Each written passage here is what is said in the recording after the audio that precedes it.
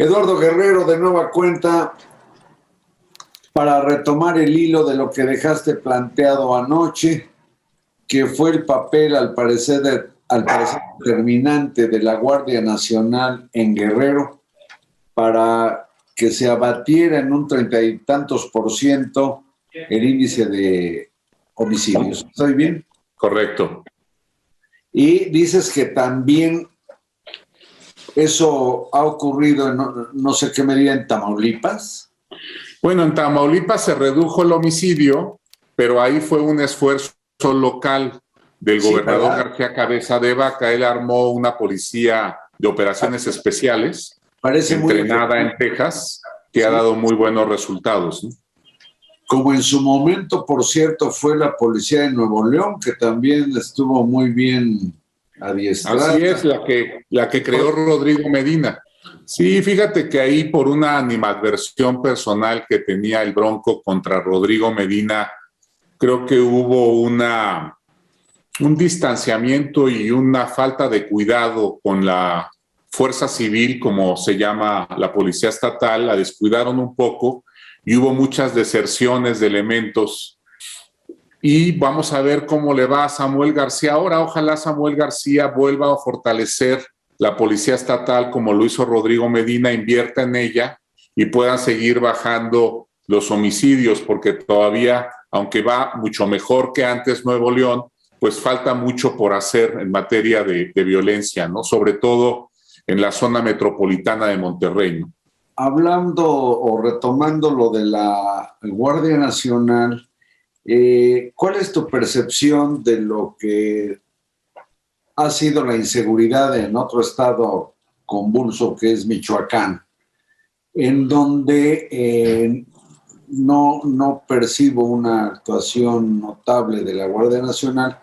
Y si se toma en cuenta los líos que tuvo el gobernador Silvano Aureoles con la federación, pues menos. Pero ahí está el caso, por ejemplo, de Aguililla, en que los pobladores o algunos pobladores pues la traen, por ejemplo, contra el cuartel del ejército. Así es. Qué bueno que tomaste ese ejemplo de Michoacán, que es vecino de Guerrero y que trae un panorama completamente diferente, como bien dices, y que tiene que ver también en buena medida por la confrontación entre Aureoles y el presidente López Obrador, ¿no? Y pues, aunque no, tampoco podemos decir que lo abandonaron del todo, la verdad es que sí hubo un enfriamiento, digamos, una falta de apoyo en varios aspectos, y pues eso sin duda afectó mucho la estrategia de seguridad, y además coincidió malamente con un momento en donde Cártel Jalisco emprendió una expansión muy agresiva en varios estados, entre ellos en Michoacán, en la zona de Tierra Caliente. El caso de Aguililla que apuntabas es muy importante. De ahí es el Mencho, el famoso líder de Cártel Jalisco, nació en Aguililla y parece que está obsesionado por dominar ese territorio. Pero ese territorio, Carlos, tiene ahí, hay muchas organizaciones locales con arraigo social en la zona, organizaciones criminales fuertes como los Viagra, y además están Cárteles Unidos, que es una organización financiada por el Cártel de Sinaloa y que está dedicada básicamente a contener y limitar el expansionismo de Cártel Jalisco. Entonces esa zona de Tierra Caliente está en un momento sumamente complicado. Yo creo que es quizás el único lugar del país en donde se ve un escenario casi de guerra civil, en donde tenemos organizaciones muy poderosas peleando, organizaciones locales también muy fuertes y con arraigo, como te decía. Y estamos viendo cosas que no veíamos antes, ¿no? Como la explosión sistemática, destrucción sistemática de carreteras, un despliegue de drones para vigilar la zona por parte de Cártel Jalisco. En fin, es muy complejo el panorama, y el gobernador que acaba de llegar, pues no la va a tener nada sencilla, además porque no tiene dinero, tiene muchas limitaciones presupuestales, pero quizás ahora sí goce del apoyo del gobierno federal, apoyo que no tuvo Aureoles, el apoyo de la Guardia, y con eso logre sacar al Estado adelante, pero va a tardar tiempo, Carlos, esto no se va a remediar en el corto plazo.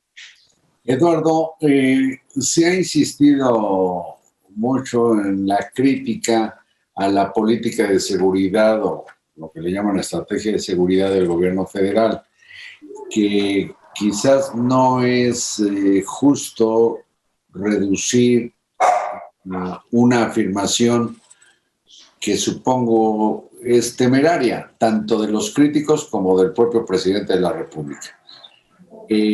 La de abrazos, no balazos, porque sí hay actuación policíaca y hay actuación de la Guardia y hay actuación militar pues que llega a tener resultados contra la delincuencia. Pero ¿por qué tengo la impresión de que los grupos delincuenciales han más bien prosperado y se han reproducido? Lo mismo los locales que los grandes, les dicen carteles o cárteles del crimen, Jalisco Nueva Generación, el de Sinaloa, de los hijos del Chapo Guzmán o del Chapo Guzmán. ¿Qué otro grandote hay? No, pues esos dos, o sea, el de Jalisco y el de Sinaloa son los más importantes, ¿no? Y de los locales, pues yo creo que fácilmente podemos contar 30 o 40, ¿cuántos? Sí, mira, hay dos organizaciones regionales muy importantes. Yo te diría que uno es el Cártel del Noreste, que tiene presencia en varios estados del noreste del país, que es una escisión de los Zetas, y la otra sería Unión Tepito, que tiene presencia en varios estados del país, además de la Ciudad de México, ¿no? Esas yo creo que serían. Ahora, hay cientos de organizaciones locales, como bien decías, ¿no? ¿Cientos? Sí, estamos más o menos ahorita en unas 370, más o menos. ¡Qué barbaridad! Bueno, Eduardo Guerrero es un especialista en estos asuntos y miren qué cifra aporta, como 370 bandas criminales con, sí, con dos muy grandes, que son Cártel Jalisco y la de Sinaloa. Así es, y yo te diría que la del Golfo, ¿y cuál otra dijiste? Bueno, las otras dos importantes serían el Cártel del Noreste y Unión Tepito, ¿no? Y de este cúmulo de pequeñas organizaciones locales, Carlos, habría que decir que muchas están alineadas con Cártel Jalisco, sí, y muchas otras con el Cártel de Sinaloa, ¿no? Y otras mantienen independencia, ¿no? Pero son como federaciones o confederaciones. Justamente, exactamente. ¿No? Además, algunas con presencia, no necesariamente las más grandes, pero algunas con presencia fuera de México también, ¿o no? Sí, eso es cierto, pero pues ya en Estados Unidos la verdad es que la realidad que enfrentan estas organizaciones es muy distinta, están completamente domesticadas y ya no generan la violencia que generan acá en México, ¿no? También tenemos presencia en Centroamérica, en varios países centroamericanos, sobre todo en Guatemala, de varias organizaciones mexicanas, ¿no? Pero bueno, si quieres, para regresar al tema de Michoacán, pues quizás nomás habría aquí que cerrar con la reflexión de que pronto se pueda retomar el control del Estado, porque como te decía, es el único lugar en donde yo sí lo veo ya con tintes de guerra civil, ¿no?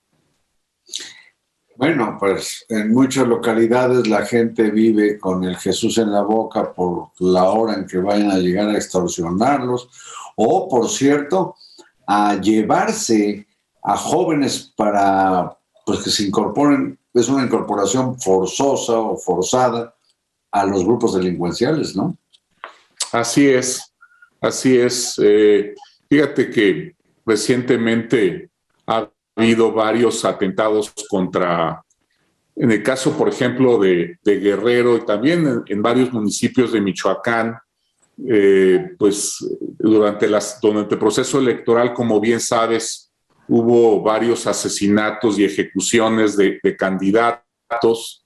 Y yo creo que eso, Carlos, le añade a digamos, a este terrible pastel, o no sé cómo llamarle, pues un ingrediente muy perverso en donde ya también estos grupos se están adueñando del poder político a nivel local, y de manera que ya va a haber en varios lugares una colaboración muy clara de las autoridades locales con estas organizaciones para que armen sus negocios, ¿no? Y a quienes no se alineen, pues les va a tocar bala, ¿no? Como hace unas pocas semanas, no sé si te enteraste, que trataron de matar a la alcaldesa de Pilcaya, que es un municipio que está en el norte de Guerrero, y se salvó de manera milagrosa, y a las 2 semanas mataron a su director de seguridad pública, ¿no? Y esto, dime, está por terminar el programa, impone sí una modificación en la política de seguridad del gobierno federal, o es un asunto que deben enfrentar los gobiernos locales, o una mezcla. ¿Cuál es la salida? Mira, yo creo que esto de abrazos no balazos, este repliegue que tú mencionabas atinadamente del ejército y de las Fuerzas Armadas no es sostenible. Creo que va a tener que haber un cambio, digamos, en la estrategia, porque sí hay muchas nuevas zonas con presencia criminal y con inauguración de nuevos negocios, y además con la colaboración abierta de autoridades locales, como te mencionaba. Entonces, creo que esto es insostenible, y si el gobierno no toma decisiones al respecto, las van a tomar los gobernadores, les va a tocar a ellos. Bueno, en el sexenio de Felipe Calderón, un estudio del ejército, lo revelamos en Milenio Diario, decía en el primer año de Felipe Calderón que la delincuencia organizada estaba poniendo en riesgo la viabilidad del Estado mexicano. ¿Tú crees Correcto. Que estamos en ese rango? Sí, yo creo que en varias zonas del país sí ya hay un problema de Estado fracasado. Eduardo Guerrero, me quedo con esa angustia. Te agradezco mucho esta conversación.